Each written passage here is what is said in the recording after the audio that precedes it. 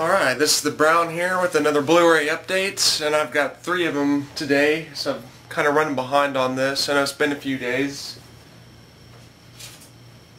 But I picked up the Hellboy 2, The Golden Army, the limited comic book edition on Blu-ray.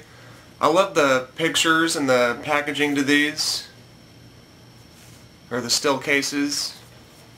They come with the Blu-ray copy and a DVD copy. And as for Hellboy 2, I actually didn't really... I like it, but I like certain aspects of it. I love the first film, I love Guillermo del Toro's films, but this film here and another film, Blade 2.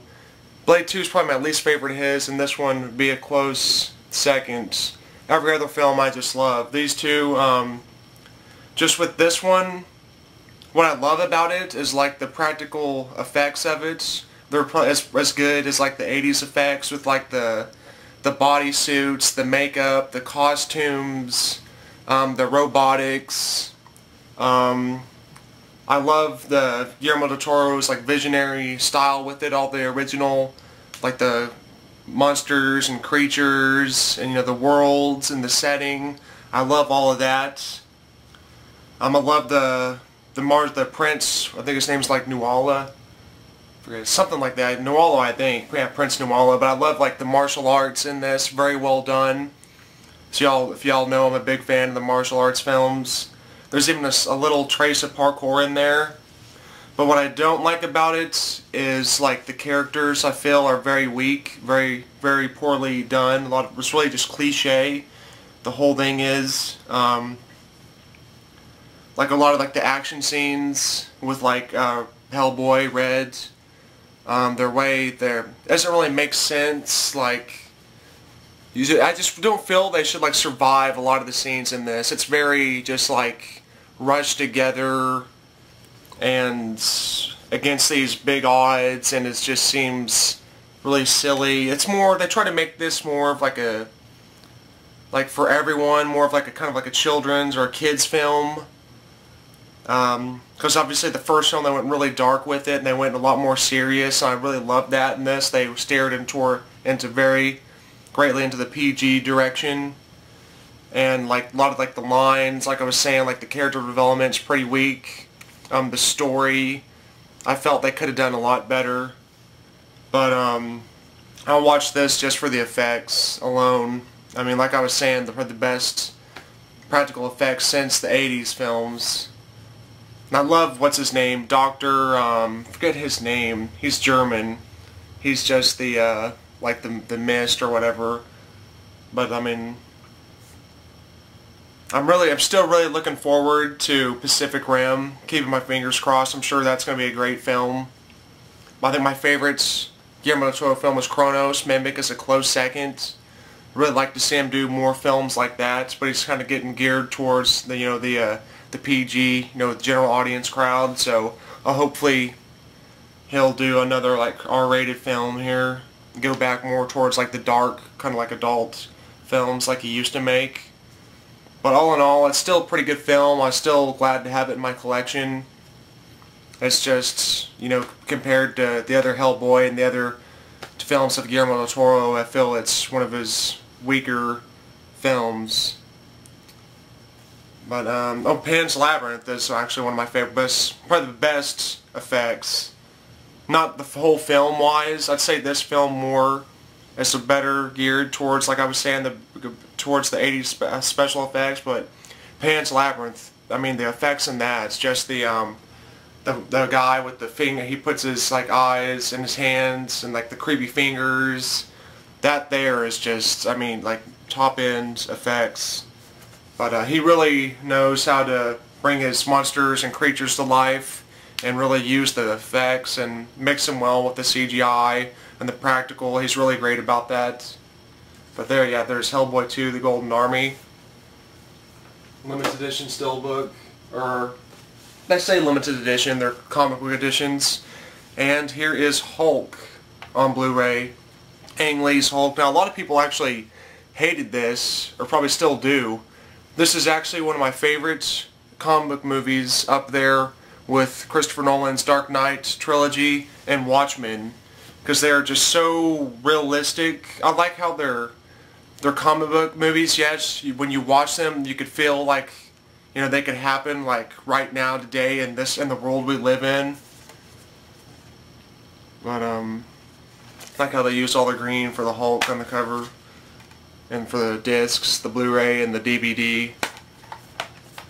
But this here, I felt Ang Lee really actually did an amazing job on this. It went more for like the drama, like the actual, like the emotions, the characters, made them realistic, dealing with like their past and having to be confronted by that, and like the confliction between like the characters, like Bruce Banner and Betty, and then his father David, who's just his father is like Nick Nolte. Eric Bana plays his Hulk, and then Jennifer Connelly plays his Betty. Then you've got the guy from the cowboy, the dude Buds from Big Lebowski, plays as her father. But I mean, such a great, well done performances. Like a lot of people say, the CGI on the Hulk really isn't the greatest. But like if you look at like the scenes where it's all realistic and just like small bits here and there, I think that's very well done. I like how they put like the emotional into the Hulk. Ang Lee himself actually did the motion capture for the Hulk. And the story is very well done. Acting is very well done. The pacing is well done. The editing is just amazing on this. I love it. Gives that comic book feel in a lot of the editing effects. Like the way that just cuts and cuts and cuts into the scenes is just very well done. Just really experimental editing on this. And you'll see kind of like he does like a lot of the... He gives like the comic book style. You got like a scene going here, and then going there. Which you'll see that later on in his film, Taking Woodstock. He'll really bring that greatly and use that into full effect. But and you actually get more in the movie. It feels like at the runtime, you get more for the runtime. It's like 2 hours and 20. But with there's so many like action scenes, bits here and there going on. See perspectives of like the Glenn character and the Hulk doing this and the Army doing this. Or like the different angles of like the SWAT and the Army and like the Air Force showing up. You see so much more within your run time that way. It feels like there's more than 2 hours and 20 minutes there because it's done like that. I love like the use of the colors in this. He uses that a lot. He uses it really well in every movie, really. But you'll see that in like Taking Woodstock, and he'll later perfect the CGI. As y'all know, Life of Pi, the CGI in that is just ridiculously, some of that, like the tiger and a lot of that, just looks real in some of the scenes. So what he messed up on here in the CGI, they will take later in Life of Pi and just blow everyone's minds. But I know a lot of people didn't really like the Hulk, like just the big jumps and all that. That kind of... It goes away from the comic book Hulk and into more like Ang Lee's Hulk, so I'll base it off of just the Ang Lee Hulk instead of the comic book Hulk. Whenever I watch the films, I'll base the film off the film. Like Hellboy 2, I tried to like that as much as I can, basing it on that film. But I think I was going to say something else. Oh, the cinematography, of course, always, if you're watching an Ang Lee film, just a lot of beautiful moments, the scenery, like at the old base where the incident happened. A lot of like the way the angle, like when they're talking, the face to face, and just like everything to bring out really like the emotions of the characters. But I really loved this one. It's I don't know where to rank Ang Lee's films. I love all of his films. I think the only film left I have to see of his is The Ice Storm, which I'll be getting here at the end of the month by Criterion on Blu-ray. And that's like the only film I have to see of his, and I'll do a review on that. But just such an amazing, master filmmaker to check out all of Ang Lee's films. But yeah, there's Hulk limited edition comic book still case on Blu-ray. And last but not least,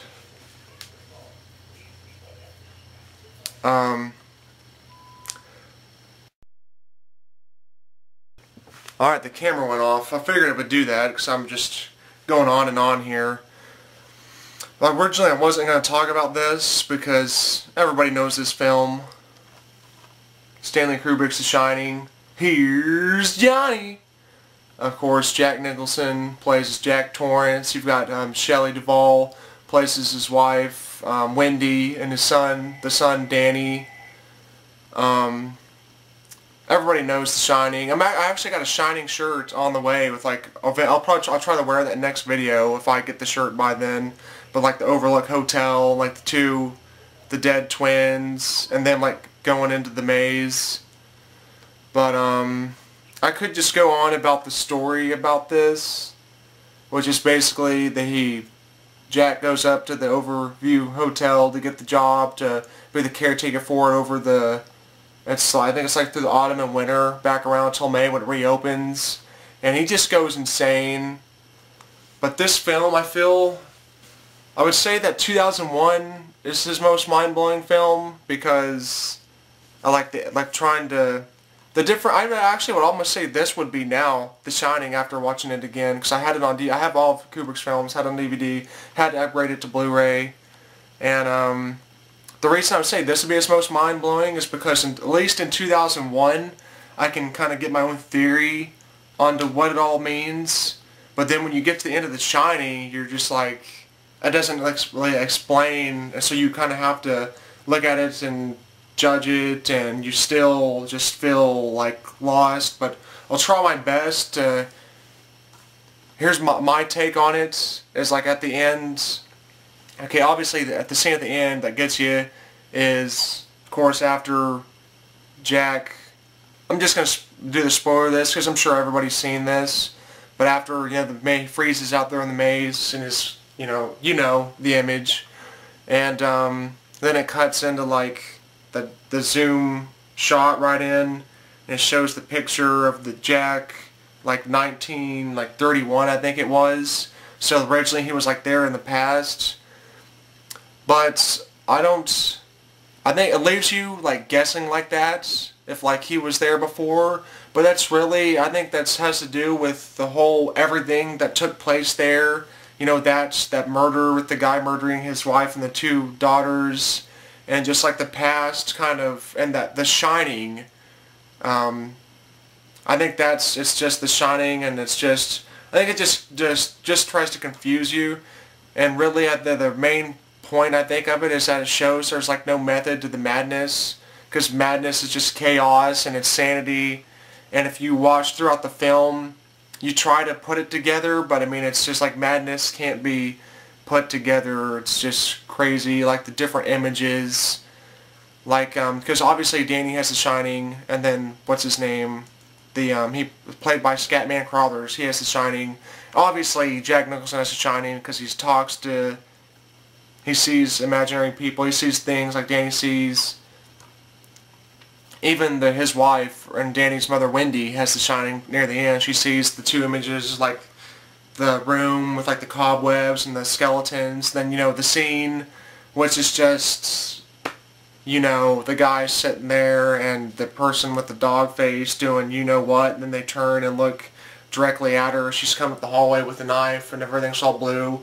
The use of the color in this, like the green room with the scene, of course, with the naked woman in the bathtub, and she gets out, and then she turns into this old, rotten, creepy, crazy, just that scene, just the green, like the color of seduction, and then like the red, the mystery, like when he's in the bathroom talking to the guy that actually killed his wife and two daughters, which by the scene, like with the bathroom and then the bar, that's very, if you have noticed, it's very, very similar to the 2001 Final Room setting. The way the barroom counters, they perfectly squared out, then you've got the lights, and then you go in the bathroom, like the way the camera goes straight, you've got the use of the color, how the red, stops around the walls, and the way the stalls are built, very, just like structured, like, it's almost like you'd be put into that, that world, or that place, like kind of how in the end of 2001, where Dave is dropped into that setting, it's kind of how Jack is put in that that mind setting that doesn't really exist, but he's there. And trying to explain, because basically, with The Shining, you can see things from the past, you can also see things from the future. Because even in the beginning, you know, Danny, he knew that Jack was going to make the call and say he had the job, and he knew all these things with, what's his Tony, his little boy that lives in his mouth, his imaginary friend, and, you know, tells him about all these things that are going to happen, and not to go to the hotel and to try to avoid what's going to happen in the future. So it's kind of like it was doomed. Even the first shots, which are just amazing, those kind of dream-like helicopter shots with the big epic grand scale as they're following the car up to the hotel, and just that music, it's you know, it's kind of like it's doomed right from the beginning. But I could just keep rambling, because there's really, I mean, I'd like to know what y'all think, your version of what The Shining means, or if there is a point to it. I think it's just a story of insanity with, you know, putting people, isolating them away from the world and just going insane, you know, all work, no play makes Jack a dull boy, and just, you know, kind of just being there in this great big hotel and you're all by yourself with no one to talk to. It's like this ice storm and you're trapped up there, and he just, you know, gets the axe and, you know, just goes crazy. Wendy, darling, light of my life, you didn't let me finish my sentence. I said I'm not going to hurt you. I'm just going to bash your brains in. Just his facial expressions is like perfect for the Jack Torrance role. I mean, everybody knows Stanley Kubrick is my favorite. I have two different director lists. Stanley Kubrick is my favorite director of all time. And then I have the list of my current directors working today, because it's not really fair to put the people working today versus the people who've passed, because you're basing them off of what they have done, as where the people working now, you're basing them on what they're doing, not only what they have done, but what they're still doing. So I have two different lists because I don't like to place them together. It just doesn't feel right. But I love all of Stanley Kubrick's movies. He's like the greatest, you know, photographer, cinematographer. He knows how to set up every shot. I mean, shot by shot, it's like everything in the frame that you're seeing. I mean, he's put there on purpose. It's not by accident. I mean, just the way he films everything, the way he just envisions and sees everything and then puts his vision out there for us to see. Just absolutely amazing. But I'm going to stop talking about The Shining, because it doesn't really need to talk about that. Everybody knows The Shining. So I'll show you. I like the case to it too. I like the scene where he's going down the hallway. It kind of you can hear like the his tires.